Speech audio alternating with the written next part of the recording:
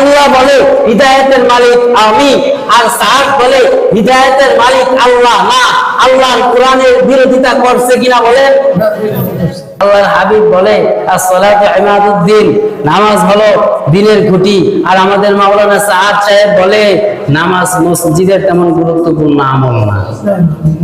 এখানে উপস্থিত আছেন, তারা হয়তো অনেকের মনে প্রশ্ন জাগতেই পারে, সে এত বড় একজন ওলি, এত বড় একজন মানুষ, এত বড় একজন পীর, এত বড় একজন মাশায়েখ, তার সাথে কেন উলামায়ে কেরাম মিশতে চাই না? তার বাড়ি ইন্ডিয়ার মধ্যে, সুন্দর চেহারা আর কত ইলমের অধিকারী, তার সাথে কেন মিশি না? যে ব্যক্তি হাদিসের বিরোধিতা করে, যে ব্যক্তি কোরআনের বিরোধিতা করে, অবব্যাখ্যা করে, তার সাথে কি কখনো আমরা একত্রিত হতে পারি? এখন আসুন ওই তিনটা জিনিসের সংক্ষেপে তাদের কত বড় ষড়যন্ত্র, এই তো তিনটা ব্যাখ্যা, আরো যে কতগুলো তার ভুল ব্যাখ্যা আছে, এগুলো বলে শেষ করা যাবে না। প্রথম নাম্বার বলেছিলাম, সে বলেছিল হিদায়াত কার কাছে?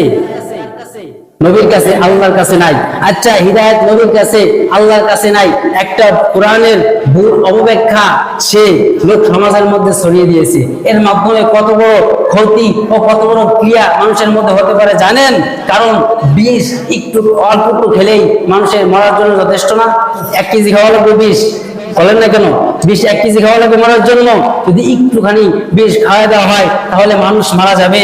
আর ওই সাদ সাহেব আমাদের দিলের মধ্যে একটা কোরআনের ভুল ব্যাখ্যা প্রতিষ্ঠিত যদি করতে পারে, ওই একটা ভুল ব্যাখ্যা যদি ভিতরে প্রতিষ্ঠিত করতে পারে, ঈমান ভাঙের জন্য ওই একটা অপব্যাখ্যা, ওই একটা ষড়যন্ত্রই যথেষ্ট।